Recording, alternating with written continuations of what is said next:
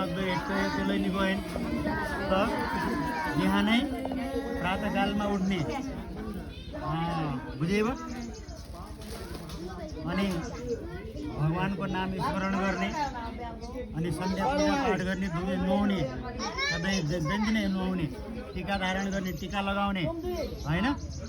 साँझ परेपछि यताउता घुम्न नजाने अनि आमा बुवाको आज्ञा अनुसार नै काम गर्ने हैन मातृपितृ आज्ञा त्यसपछि